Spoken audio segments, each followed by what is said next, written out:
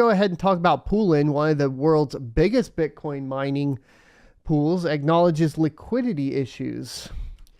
Poolin CEO and founder Kevin Pan, or maybe Peter Pan, Kevin Pan, assured users that funds are safe and said the company might look into debt to solve its liquidity troubles. Now, Poolin, we've talked about Poolin before because I've used it for merge mining. Now, I have my merge mining set up to go directly to my wallet, but you could, in theory, mine to Poolin, deposit to their little address, and then they give some sort of percentage kickback for you actually depositing into their ecosystem, which is essentially going to be, what Poolin is a centralized exchange that you can mine to and basically get additional rewards. Now, I did have some Bitcoin in there for a while, but I pulled it out when the markets were going down. Super glad I did. This is one thing I do that, in general, I think, is pretty solid, is if you got something centralized somewhere and you start to feel the winds of a crypto winter coming along, get your money out of that centralized platform. It doesn't matter what it is. It doesn't matter if it's BlockFi, Crypto.com, Coinbase, whatever it may be. Get your crypto out in a bear market, and hopefully you're doing that, during the bull run and getting your crypto out. That's one thing, even here, with Poolin, it's going to be important. Now, the user funds are apparently not in trouble right now, and they're going to go into debt to fix it. But Poolin, one of the world's largest Bitcoin mining pools, sought to assure users their funds are safe while acknowledging it is facing liquidity problems. Users have been complaining about issues with withdrawals from their wallets since at least August, according to messages on the official Poolin Telegram support channel. In a post on his WeChat Moments on Sunday, akin to Facebook newsfeed, Poolin CEO and founder Kevin Pan acknowledged the company is lacking liquidity, but said user assets are safe.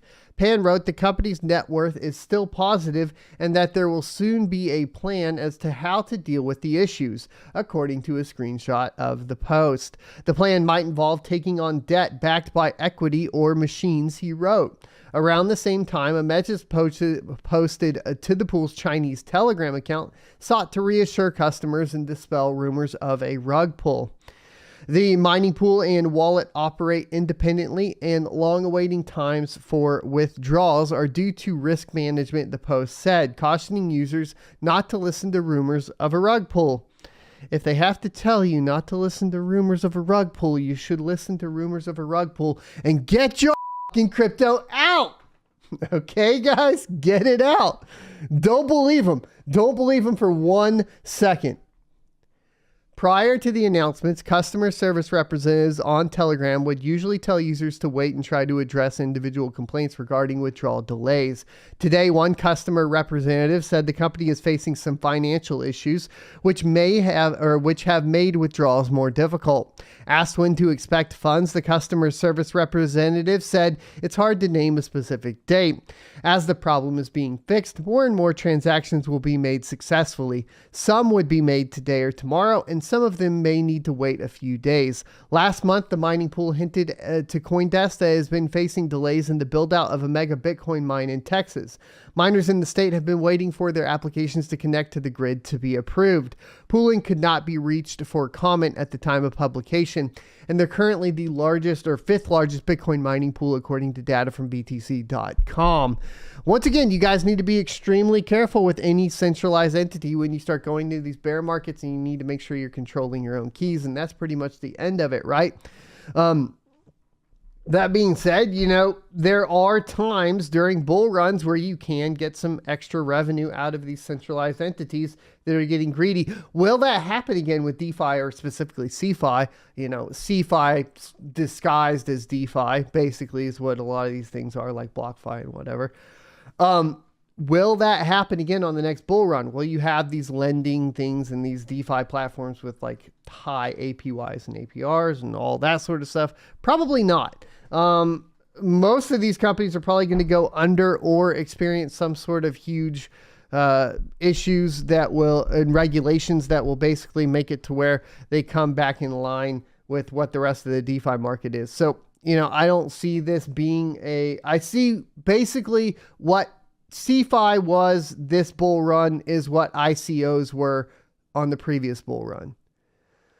Now we could mix some NFT in there too, but NFTs seem to be kind of doing their own thing on their own separate terms. Yes, their floor prices have come down. Yes, a lot of people have lost a lot of money on NFTs, but it's not quite the scandal that CeFi is. It's not quite the scandal of what ICOs were, at least at this point, right?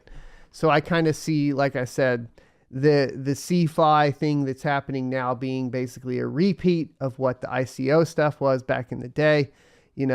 We could even go as far as to say that some of these companies like Celsius and so on, and the influencers that push them are not dissimilar from BitConnect and Trayvon James either. So let's talk about Liz Truss to become UK Prime Minister after winning the Conservative Party leadership. Now, she is a part of the WEF. I did go ahead and check their website out. So for those of you that are concerned about the WEF, maybe this isn't great news. But from the crypto perspective, she does seem to have some statements that are positive surrounding crypto. So I think this is probably good overall. Truss has revealed little about her stance on crypto, save for two statements that indicate she may be open to innovative, friendly regulation. I believe one of her tweets went on to basically say that she was, she was pro crypto for basically innovation and all of that. Liz Truss will become the UK's next prime minister after beating former finance minister Rishi Sunak in contest to head the governing Conservative Party. Truss secured 81,326 votes, while Sunak got 60,399. The Secretary of State for Foreign, Commonwealth and Development Affairs will be replacing Prime Minister Boris Johnson, who announced he would quit in early July after he lost the support of his government. Truss and Sunak were both gunning for Johnson's position as the leader of the Conservative Party and consequently as Prime Minister. Truss will be formally appointed on Tuesday after Johnson officially announces his resignation to Queen Elizabeth II. Truss's campaign promised a plan to drive economic growth and put Britain back on track following its exit from the European Union. In 2020, the year that Brexit was finalized, Truss, who was trade minister at the time, said she believed the country could create great opportunities in areas such as blockchain. So that's one positive blockchain note from Truss. We should welcome cryptocurrencies in a way that doesn't constrain their potential, Truss said in a 2018 tweet. So another positive one. And at the time, she was Chief Secretary of Treasury. Despite these two statements, Truss has not said much about crypto or blockchain and has made no concrete policy proposals on these issues.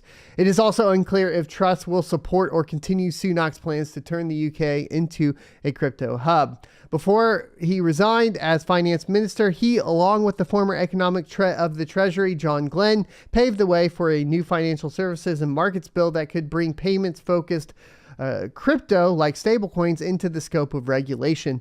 The bill is meant to cut red tape and free up the financial sector for growth following Brexit.